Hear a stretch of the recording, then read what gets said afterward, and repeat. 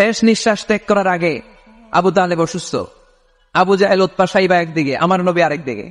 আমার প্রিয় নবী বললেন, চাচা আজীবন আপনি ছাতার মতো আমাকে আশ্রয় দিয়েছেন, আজীবন আপনি বাবার মতো কোলে পিঠে করে মানুষ করেছেন, একবার শুধু আমার কানে কানে বলেন লা ইলাহা ইল্লাল্লাহ মুহাম্মাদুর, বাকিটা আমি আল্লাহর সাথে বুঝে নেব।